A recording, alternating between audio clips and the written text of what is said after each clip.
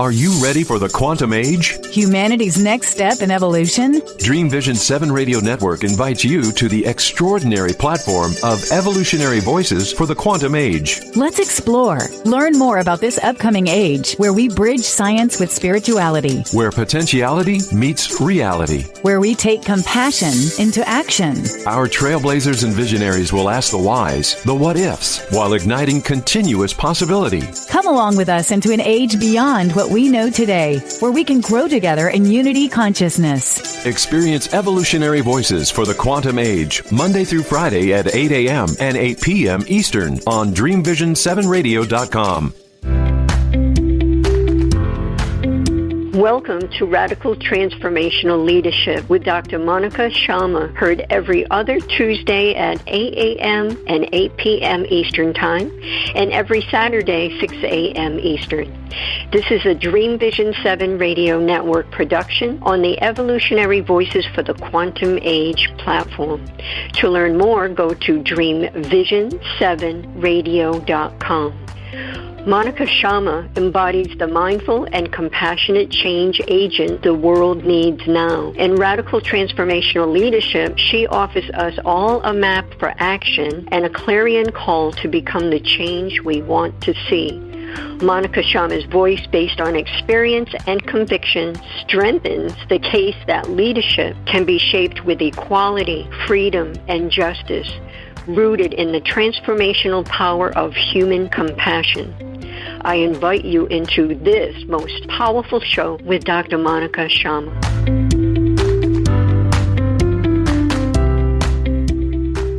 Thank you so much, Deborah, for introducing us again, for introducing me, my colleagues, the work that we do.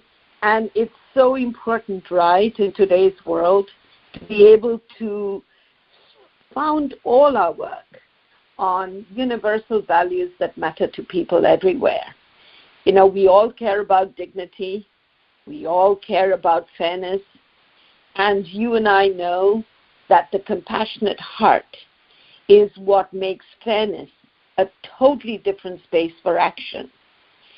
Today, we have a guest speaker too, and you will hear her after the break. That is Professor Nasreen Rustomfram, and we will hear about how we have been applying these universal values to education, to colleges, to young leadership, and indeed to faculty. So I invite you to tune in and look at what it means to be the contemporary pioneer.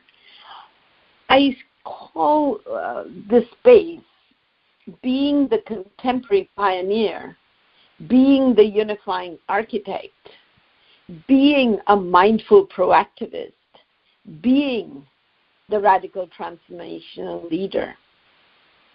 And what do I mean? When I use the words, the contemporary pioneer, what I mean is that we are able to source and know that our inner greatness, our inner capacities, our self-awareness matters.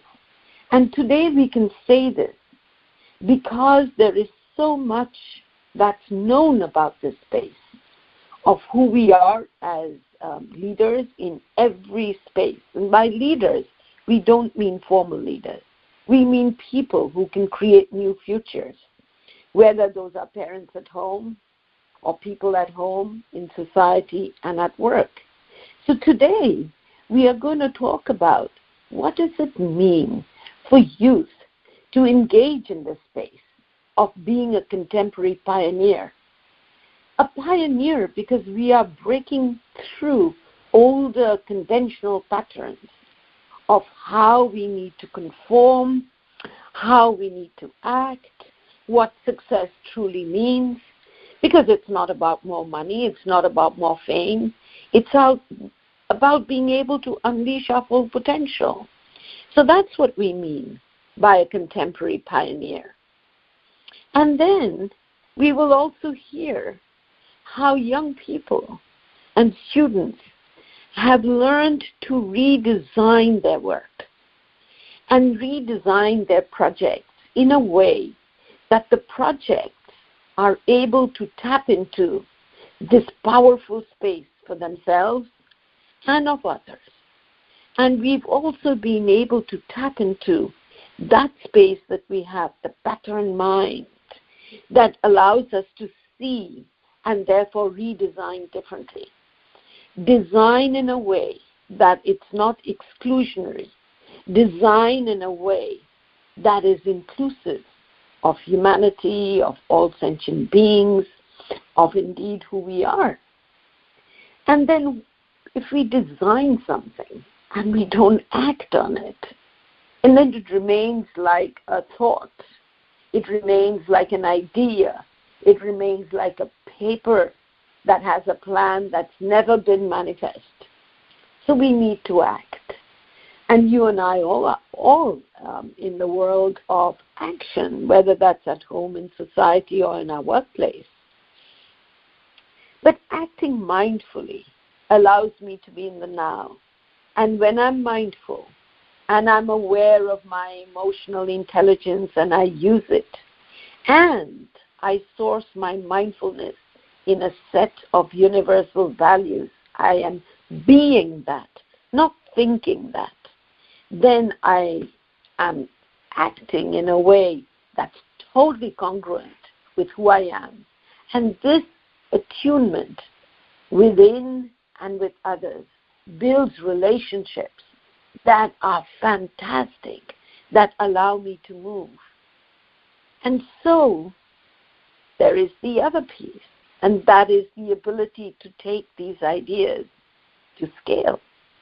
So when I am all these four, resting as a contemporary pioneer, learning to design differently, knowing that I will implement mindfully, then I'm truly a radical transformational leader.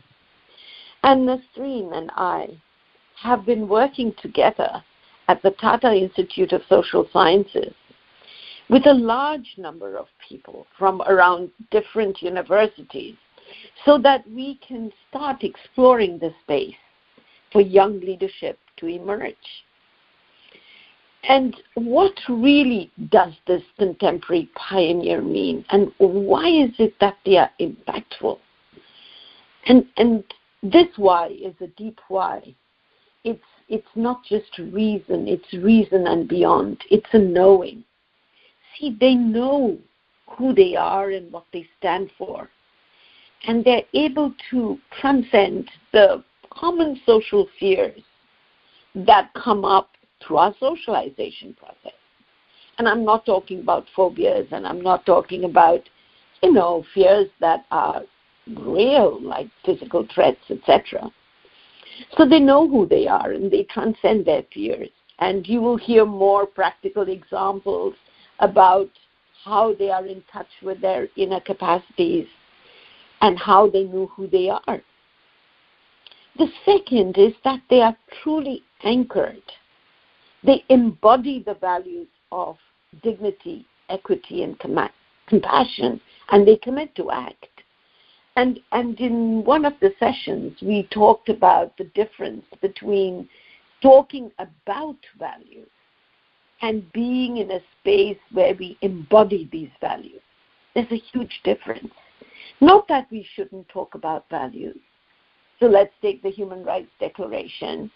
We talk about values, we talk about violations of rights, but there's another space, and that's the actualization of that space. It's not just violation of human rights that we need to focus on.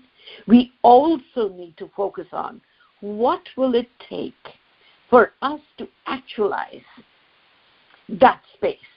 So for me, this is a vital construct. And I don't think it's really a construct. It's a frame where we are able to look within. It's a frame that allows us to connect this space to the world outside and our actions. So yes, I know who I am. I'm able to transcend my fears. Then I'm anchored in these values. That's who I'm being. And I'm able to see when I'm out of integrity, not with a judgment, because when we judge ourselves, we judge everybody else. So we need to be a little aware that it's not about finding fault with ourselves. It's about noticing. And when we notice without judgment, that is mindfulness. So this is about mindfulness. Third, we are able to create platforms for others to be in action. So the work that we will cite today, YLPS, which is the Youth Leadership and People Skills Program, we will talk about that. It was actually creating platforms for others to source their inner capacity for action, knowing that in colleges there are issues that play out in society. For example, the way we dominate and bully, the way that we manifest our inequities, the way we gang up, all of that is so unhelpful. And youth leadership has stepped beyond that. So creating platforms for others to source their inner capacities for strategic action is so important. And we realize that all of us have social identities, right? We are born in a country. We are born in a family that may follow a faith, may not follow a faith. We are educated in educational institutions. We have different social identities of gender, of the way we've constructed how we think.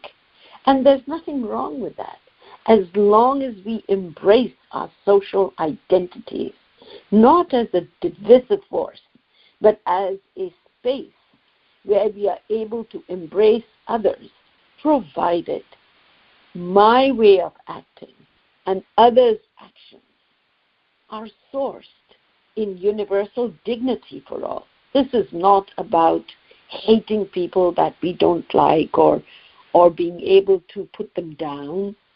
This is about universal dignity. It's not just for our friends and family. It's about fairness and equity. It's about compassion. So we hold our own knowing and our professional identities. When I come to college to study, I have a sense of what craft or profession I wish to follow. And all the faculty and students have come with some aspirations. And we need to hold those aspirations, not with rigidity, but we need to ground ourselves in our inner capacities and then hold these spaces as part of us, as very important part of us.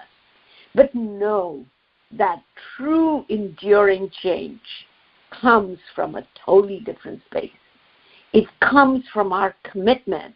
It comes from our willingness to not other people, not be separative. And that's the space that we open up. We open up some other spaces with our young professionals who are the leaders of today, because they lead change in colleges. They also lead change elsewhere. They will lead change in society. And so they are leaders today. And what they learn today can be taken out. So they notice their own biases, their filters, their background conversations. Again, not to judge themselves, but to notice and release prejudice and bias. Because we are socialized very much worldwide in a way that, we say this is the group we belong to, this is the language we speak, this is the culture we are born into. And yes, we must look at our culture and embrace it with pride. But there are always aspects of culture, whether that's gender bias, whether that's really sexism, whether that's casteism, whether that's classism, there are biases. And if I cannot notice my own bias, I will not transform that space.